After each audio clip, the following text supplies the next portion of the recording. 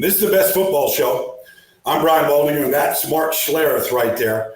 You can find this wherever you download your apps. This is an Odyssey app. Download it, like it, subscribe to it.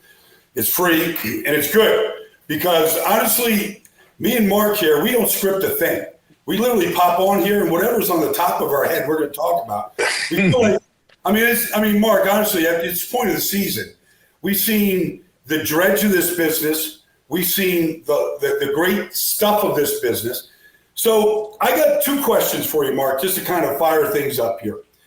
I was in Cleveland last week, and I have a lot of respect for Wyatt Teller, Ethan Posick, Batonio. Like, they're a good group. They chop it up. But if you get bad quarterback play, Mark, where guys are sacking themselves, can't get to a progression, like, it just looks ugly to everybody watching. Until you turn the tape on, you go, like, these guys are pretty good inside. And we see bad quarterback play. It's hard as you're an announcer for Fox, Mark, if you get bad quarterback play to keep people interested. And I'm just curious your take when you see that, where we're in the backups, we're in the 13 guys, all this, and these guys up front are battling their butts off up front against a good defensive front in Miami, and they can't put a touchdown on the board, Mark. Yeah. It's interesting. To me, I had this conversation with Sean Payton, this is probably 2 months ago, and we were just talking about sacks in general. Yeah. And you know what? I was like, listen, dude, man, I think sacks have become a quarterback-driven statistic. Yeah. And an offensive coordinator-driven statistic. Like, when you and I played, man, we had a bunch of 7-step drops, right? Yeah. I mean, this was mono, 7-step drop. I got bigger balls than you got, right? Yeah. Let's go. Mm-hmm. And it was a different time. And it wasn't, the 7-step drops that are run in today's league are play pass, 7-step drop, max protection, 7 or 8 man protection stuff, right? Yeah. You might get a back that leaks out in the flat late. You're running a 2-man route. You're running post with an over. Post dig, right? Yeah, right. That's what you're running. So it's really interesting to watch how the game is played today. And so I always think about it this way. If you give up 7 or 8 sacks, it's not your offensive line that sucks. It's your play caller and your quarterback that suck. Yeah. And a lot of the time, it's the play caller. But I would look at it like this.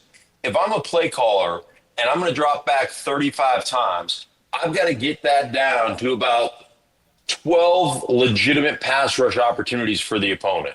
Yeah. So, and the way I always look at it, like if I'm dropping back 35 times, okay, how many 3-step drops? Let's say I got 5 3-step drops, right? Now I'm down to 30. Let's say I do 5 5-step drops with no hitch. Now I'm down to 25, okay? Now I've got all my hard run action, play action stuff off my passing game, right? Off the boot keep stuff and stuff. And you're doing it on first down. Right. Where the defense is really – right, yeah. So I got 5 of those. Now I'm down to 20 times where we have to hold up in pass protection. Okay, now I've got my bubble screens and my swing pass and my screen game, right?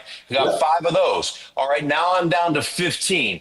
And then I've got a couple of 5-step drops that don't really have, like, maybe one hitch. We should be able to hold up where I can – like, one of the things I always say when I consult with teams, Baldy, is I'm trying to take the passive out of pass protection. So how many different tools can you put in my tool belt? And I talk about this all the time. Like, hey, man, you could ask me to build a deck for you, right? And I could build you you could give me all the lumber and say, hey, man, I want you to build this deck. But if you only give me a hammer, I'll stack the wood up. But don't step on the damn thing because it's not going to be worth a shit, right? I need a level. I need a saw. I need a drill. I need some screws. I can build you a deck. But what a lot of offensive coordinators ask offensive linemen to do is say, here's a deck. Build us a deck. Here's all the wood, but we're not going to give you any tools to build it with. And that's the biggest issue. So you could have a good group like you talked about in Cleveland, and you give them the tools to be successful. You're just not going to be successful. So I'm watching this play on Sunday with the Jets. The Jets are a disaster, right? But, oh, my gosh. But they gave up a safety, right? Uh-huh. So everybody mugs the A-gaps, Mark. They've been mugging the A-gaps in protection forever. Yeah. So it's week 17. What are your rules? If the quarterback's in shotgun, under center, you got a back. Aaron Rodgers sends the back out. You now have 6 potential rushers. You got your guys in the A gap. You got your ends and your tackles, and they give up. The left tackle is uncertain what he's doing. The left guard did a pretty good job of stepping. My guy bails. I immediately turn out. I take the tackle. The tackle was slow to do anything, and the end comes and sacks Aaron Rodgers in the end zone, and Aaron looks like he's surprised. And I'm looking at this play, and I'm going, what are your basic rules of protection? We all share the same basic rules, Mark. Like, how is it? Yeah. I know we walk through it. We talk through it. We're in the film room. We're spending off seasons walking through our rules. And I'm watching a team that's a disaster. I get it. But, rules are rules. I don't care if you're in Detroit and you're 14-2, or if you're in New York and you've won 4 stinking games. How do we not know these rules in week 17? I have no idea. I really don't. And I was a stickler. I was a professional freaking football player, right? I don't make mistakes. I don't bust plays. I don't bust assignments. I just didn't. And it wasn't because I'm smarter than everybody else. It's because I prepared and, I studied that stuff. Yeah. But the bottom line is I used to.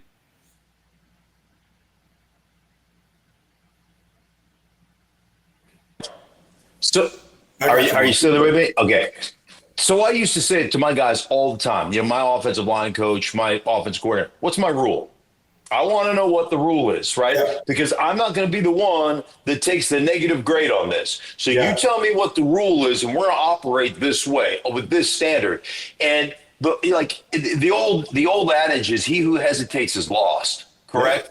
Yeah. So I want to know. Yeah, I want to know right now, because I want to play fast, man. Yes. The key to this game is to be able to play fast, to see things, to take information in through your eyes, right? Yeah. To be able to process that information quickly and make a snap decision and be right. And we all have to be able to do that across the line. And I'm not just talking about offensive line. I'm talking about running backs. I'm talking about tight ends. I'm talking about everybody. So the rule part of that is imperative. I need to know the rule. And we had the AA walk-up rules, one of the first things I think about when I get a walk-up linebacker is always, for me, I want a little depth off the ball in my set, right? And I don't want to get I'm fighting pick stunts. So if he walks up my A gap, I'm alerting my center, right? Okay, here we come. I don't want you to get ear holed, right? I'm going to feed you through the mouth. I want you to get a little depth off of that, right? So you don't get picked. And I want to be able to pick up that game. There's a bunch of little rules that you think about when these things happen.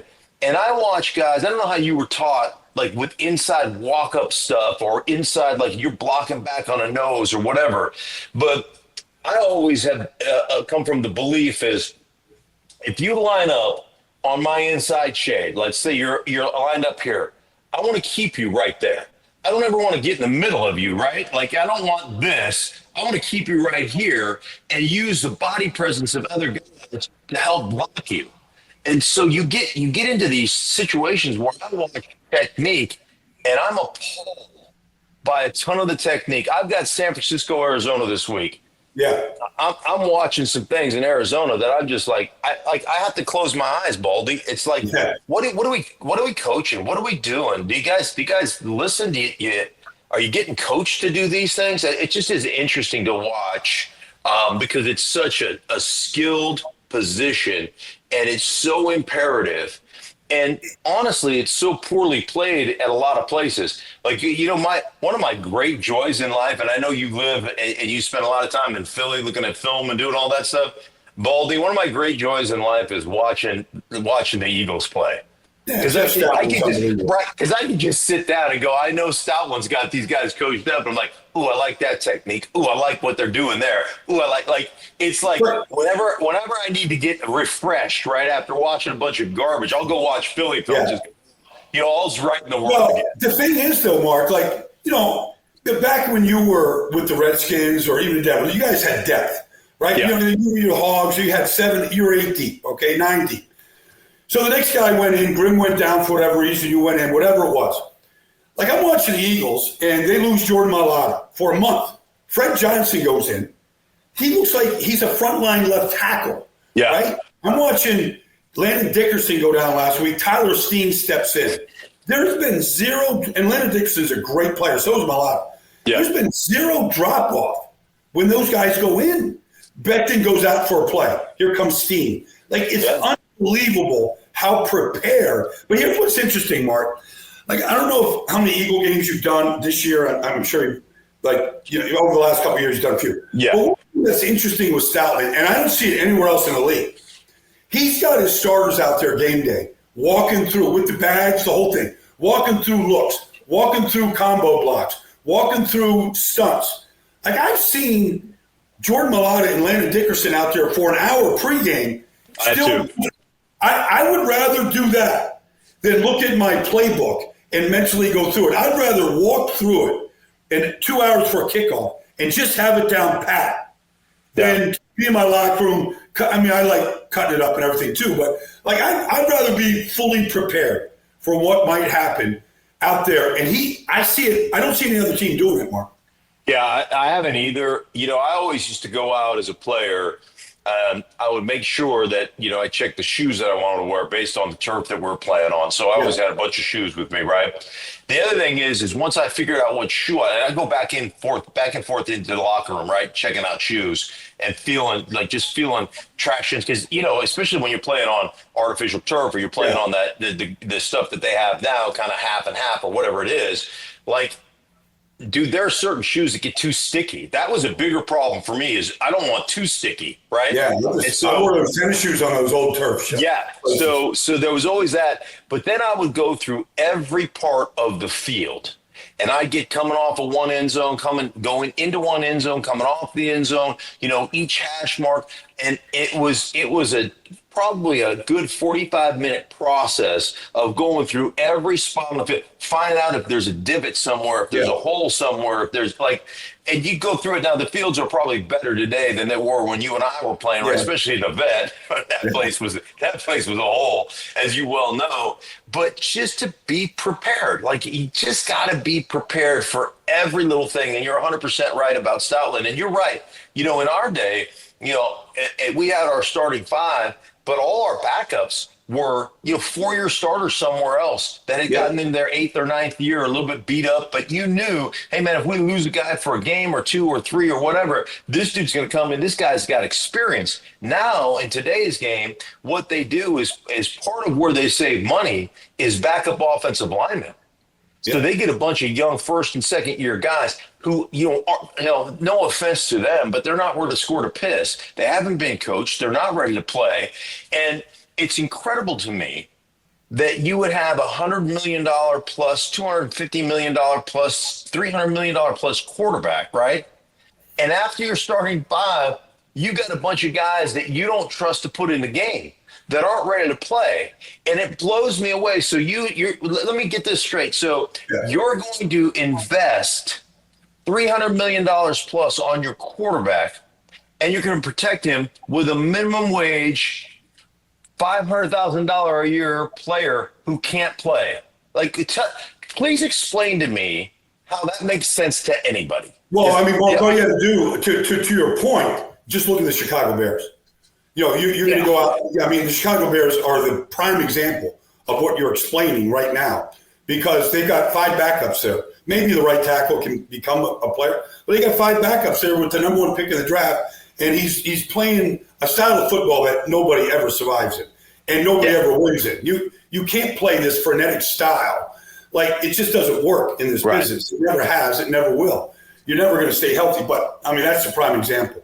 Yeah, no, 100%. It's interesting you say that because this offseason, everybody was like, oh, the Bears are set. The Bears, weapons. They got these receivers. The weapons. They've got Dunze and they've got, they got Keenan Allen and they've got DJ Moore and then they've got Kmet at the tight end position. And, they went out and got Swift and woohoo, we got a rookie quarterback. And I'm like, I don't know if you guys realize this, but if you can't protect it, 10 other guys have to do their jobs exceptionally well for you to sniff a football. And why you think that's going to change is beyond me. If you can't control line of scrimmage, and inevitably, it always happens this way. We're rolling toward the playoffs. Show me the teams with the best offensive lines, the best groups, right? The guys that control line of scrimmage the best, and I'll show you all the teams that are in the playoffs.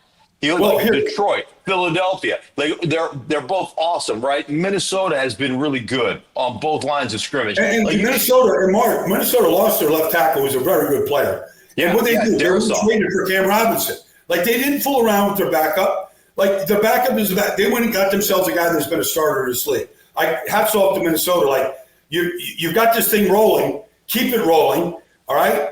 A couple things about Minnesota. It's interesting, Mark. Just watch Aaron Jones in blitz pickup. Like, remember those drills back when we used to actually have 2-a-days, where it would be blitz pickup drill day. And you got you've had some of the great running backs there in Denver, but like, it was blitz pickup day. It was, okay, we're going to buckle it up today. And I'm watching Aaron Jones. You don't get that opportunity to do that stuff now. Like, there's an old saying, I always believe, that you step up to clean it up, you back up, you give it up. I'm watching Aaron Jones going to stick these linebackers from Green Bay, and it never, ever got started. And Darnold, when that quarterback feels like he's protected, his eyes stay down the field. They don't drop. Yeah. I saw Aaron Jones at blitz pickup, and I go, that got me excited in the film room, Mark. Dude, I love that. What is it? You step up? How do you say? Clean it up. Step up, clean it up. You back up, you give it up. Give it up. Like, yes. It's the same with linebackers stepping up. Yeah. And taking that double team off of the guard center, whatever it is. Like, step up and clean it up. And that was one of those things I always believed in. So we always had, like, we were always a great blitz pickup team everywhere I played. It had nothing to do with me. It was the way we were coached, what we believed in, the philosophy. But one of the best backs I've ever played with at any level, and Terrell Davis, 2,000 yards. Terrell was one of the great backs I ever played. But Ernest Biner was one of the best backs I've ever played with in my entire career. Catching the ball, running the ball, but blitz pickup. And one of the things I used to talk to him about was he always closed that distance, and he wanted to attack the linebacker in the line of scrimmage. Yes. And the point of attacking him in the line of scrimmage is because then you can bounce him off somebody. Right, exactly. You get up in the B gap, you got a tackle to your right, and you got a guard to your left, right? And there's not a whole lot of room. So you're not going to give up that big swing move or whatever over the top, man. You're going to get up there and attack that line of scrimmage and take the fight to the backer. And great blitz pickup guys do that. You wait. If you sit back and wait, you're going to get trucked. Yeah. It's just a fact. And so I love that. I love the whole thought process as I've always gained ground, get into the line of scrimmage as the blitz pickup guy, and the odds are you're going to have success. And even if the guy tries a big, huge swim move, odds are he's going to trip over somebody's feet. He's going to get caught up in the wash, and you're still going to win. So it's always about – one of the things I always thought as a player, Baldy, was where can I not get beat? In this protection, in this, run game, in this whatever, where can I not get beat? Because I'm going to always protect against that. And then where can I funnel you where I have help? And ultimately, when you gain ground as a blitz pickup guy, now if you funnel them inside or out, you're going to have body presence of defensive tackles and offensive guards and centers and tackles. So, I love that thought process. I feel like, pass protection to me has gotten a lot easier, Mark, than when we played. I mean, we used to have to scat, inside, outside. You're in that bubble guard position right there. You're reading inside, outside. I remember pulling from the right guard, going to block outside Lawrence Taylor out. Like, we would pull to keep everything, so you could get the back out. We would have to do the job of the back. Like, I feel like those kind of protections have all gone away. Maybe in part because they're in shotgun so much now. They're not under center, that kind of thing. Yeah. The old I used to hate, man. You get the dual read, right? Yeah, the dual read. And you go from a backer to an edge player, and sometimes you go like from backer to defensive end if they had another. And so, like, I remember dual reading from a backer to Reggie White, and you're like, you really? Let's limit these. Good luck. Hey, quarterback, you better get this one out quick because this is going to be a mismatch out there on the edge. If I have to pop out there and pick that dude up. Last one here, Mark. We got a great game Sunday night here, Detroit and Minnesota. We've never seen 14-2 teams battled up for number one seed. I was watching Minnesota at home last week against Green Bay, and I have a lot of respect for Jonathan Grenard, the outside pass rusher of the Vikings. They really did their scout and homework. He's a very skilled player.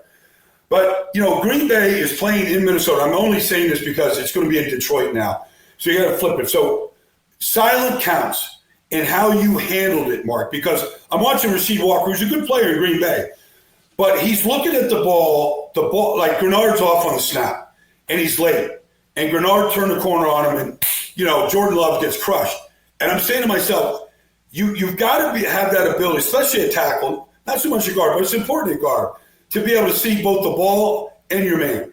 And how you work on that. You can have all the noise you want at practice.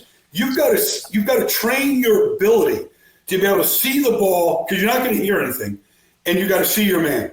And I know I remember playing one time at guard in New Orleans in a playoff game in that dome, and I didn't hear Randall Cunningham the whole day. But I had a good job of being able to see the ball in my man to be able to at least get decent sets and not get beat off the snap. Right. What would you say, Mark, when you're training young guys in this situation, and the atmosphere is going to be like in Detroit this weekend? Yeah, it's always one of those things. There's a million different ways I've been coached over my career, right? From the stupid ass where we hold hands, right? When you drop the hand, that's the dumbest thing. Never Never did it. Oh, dude, I would just be like, when I had a coach, I did it one time, and I was like, I'm never doing that again because that doesn't work. And so it's funny how some of those conversations, transpire. And then, the whole trying to look in and trying to look at your guy and all that kind of stuff. We just developed a system. The best thing that worked for us, and everybody's different, was, one thing about offensive snap count, it's our one weapon. So as well as I do, we all jump the snap count, right? If it's on 2, we're going on 1 1/4. If it's on 3, we're going on 2 1/4. Yeah. And so everybody jumps the snap count. So we developed a real rhythmic, timing to our snap count, where we're all really good at getting off on the same time. So we had an indicator, which was the center's head. And it was just it was different every time, right? Like it might be 1 hop, it might be 2 hops, whatever. And then we had an indicator, like when he did that, all right, now it's 1,000, 1,000, and go. So it's and so you just had it in your head, and so we all worked on it so religiously that as soon as you saw him give the indicator, you're peeking inside. Now I'm getting outside my eyes on my guy, and I count in my head. I'm counting, and I'm gone. And so we got it to the point where we were so dialed in on the timing of the snap count and the timing of our indicator. It's almost like pitching. Mm-hmm. Like you're getting an indicator, you're getting a sign, and now we're going. And so that's kind of how we did it. And that was because it was an absolute bitch to play in Kansas City. Like it was the hardest place I ever played. Yeah. And there's a lot of places that were tough, but that was the toughest one. And at least I felt like I had a fighting chance when we had that system. But again, you got to be one of the issues is, Baldy, as all today's game is a little bit different from personnel changes and all the different things you're doing, right? So we always had a pretty consistent group that played together, right, and worked together, and were there at every practice, and so we were really dialed in together on all that stuff. But that was for me, that was where we had the best rhythmic, like we kept our rhythm best and silent on that kind of rhythmic cadence. Okay. Final game this weekend, Denver has to beat Kansas City. Everybody just assumes, Mark. I mean, I don't think Kansas City is going to play any of their starters. They don't need to. Right. But everybody just assumes that if you have, not that I don't believe varsity JV, but if you've got Carson Wentz and you've got your backups in there and you're going to rest your starters, Chris Jones, whether it's Kelsey, whatever, that somehow it's just a slam dunk win. And I never agreed with that. I've seen that backfire with teams plenty of times. And it can backfire against Denver this weekend if they go in there with that mindset. Like, how would you – like, what's Sean Payton saying to his guys to make sure that doesn't happen to him this week? Yeah, well, I think number one, all you'd have to do is go back to last season. I called the game in San Francisco with the Rams, San Francisco, last game of the season. Carson Wentz played. Yeah. And Carson Wentz played really good. Plus, he had 17 rushing. He's, the dude is every bit of 6'5", 245 pounds. He's a cyborg, Mark. He's a cyborg. Yeah. Yeah. So he's playing fullback quarterback, right? He's running Yeah. over people, and so the Rams win that. And I talked about it on my show Breakfast Ball this morning. I was like, listen, man, when he got his opportunity in 2021, they were 9-8, and I get it. He didn't play well in the playoff game, but he had 27 touchdowns, 7 interceptions. He played pretty good football, had 3,600 yards plus of passing. So he played pretty damn good football for the most part. And I'm like, he's watching the league. He's watching what Sam Darnold did with a year of kind of rehab. He's been in now under Andy Reid. He's been in that offense. He's gotten a year of football rehab. Why can't I get the opportunity to do what Sam Darnold just did in a quarterback where or in a league where there's a dearth of quarterbacks? Why can't I be the next guy? So I guarantee you one thing. Carson Wentz is a dude, man. Guys like Carson Wentz. You've been around Carson Wentz. He's a dude, right? He takes all those guys hunting and everything. I know this, man. They're going to play hard. And he's playing for an opportunity to put that film on so where some other team goes, well, listen, man, there's not a lot of great options in this year's draft at the quarterback. Why not Carson Wentz? Yep. I agree with you. It scares me. Well, I mean, all we have to do is look at the evidence of Sam Darnold, Baker Mayfield. Look at these guys in stable places, and look at how they flourish. The two of them. I mean, but it's more than that. Look at these guys flourish when you actually build a good roster. You actually, have a good offensive mind, creative mind. Like, there's no doubt that Carson's got plenty of football left in him if he found that level of stability. He's 32 years old, and I will tell you, and you know this, man. Just because you coach in the NFL doesn't mean you're a good coach. And there's plenty of bad coaching in the NFL. And it's interesting because Baker Mayfield leaves, he leaves Cleveland. He goes to Carolina, right? He bounces around. He gets to the Rams, even though it's only for 4 or 5 weeks. He finds that stability of Sean McVay's offense. Maybe it was a little bit less. It was maybe 3 or 4 weeks, whatever it was. But then he gets into that same level of offense when Dave Canales takes over in Tampa, and he builds on that knowledge. I've told you before, man, Sam Darnold declined other opportunities to go and potentially be a starter so that he could go learn a progression offense under Kyle Shanahan. No doubt. And so now he leaves Kyle Shanahan and he goes to Kevin O'Connell, which is the same offense, language-wise, it's the same. Now Kevin O'Connell he wants to use more 3 wides and 3 wide personnel and 11 personnel than Kyle wants to use a fullback and more traditional West Coast offense. But it's all the same. Your adjuster is your F. So whether your F is the third receiver, or your F is your second tight end, or your F is your fullback, it doesn't matter. It's all the same. That's the guy that's adjusting, right? That's the guy that's motioning and doing all those things. So, it's just a different personnel package, but all the language is the same. So why not Carson Wentz after a year of rehab? Look what it did for Nick Foles. Nick Foles was out of the league. He was going to retire. Andy Reid goes, hey, come play with me for a while. He goes and obviously gets that opportunity in Jacksonville, and he gets the opportunity in Philadelphia. Even Jared Goff right now is playing the best football, but he's got a coach that absolutely, and we all know this, you can get paid a lot of money by a team. Right. I mean, God bless the guys that can do it. It doesn't mean that the organization's behind you or believes in you. Like, we see that all the time. Just funny money in free agency. But that coach and that organization believes in Jared Goff, and he knows it. And he can't go someplace else and play at this level because he's never going to get that level of belief in him. Right. And so that's what it takes. Like, once that guy you watch Justin Herbert with Jim Harbaugh now, like, he's a completely rebuilt guy.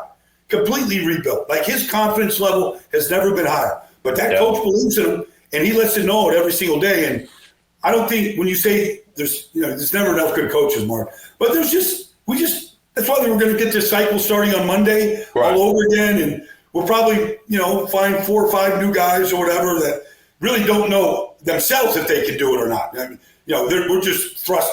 We'll just throw Ben Johnson in there. Let him talk to 53 guys in the room. I don't know if Ben Johnson can do it. I really don't. I don't think anybody knows. Yeah, nobody does, and you never know. But I always say this. I'll leave it at this. My best advice for raising kids was believe in them. Yeah. right? Yeah. Just believe in them and then support the crap out of them, right? And just believe in them. And it's amazing what they'll be able to do. And the same goes for your players, man. You got to coach them up. You got to be hard on them sometimes. You got to do all that stuff. Like that's part of it's like parenting. But you gotta believe in the guys you have and give them an environment to grow and thrive. And Baker's got that in Tampa. It's been awesome to see him just blossom. It's awesome to see Sam Darnold. I spent so much time talking to Sam Darnold the last 2 weeks of the season last year because I had San Francisco week 17, week 18. And, man, to watch what he's done this year, I felt like celebrating that locker room with the Minnesota Vikings. I was like, this is awesome, man. It was great. It's great. Mark, you're great, man. This has been fun. Trench talk here. Happy New Year to you, Mark, you and your family. And let's do this next week, getting ready for the playoffs here, buddy. Absolutely, Baldy, man. Always good to talk to you. I'll talk to you soon. Yeah, you too, Mark. Have a good one. Bye. Thanks.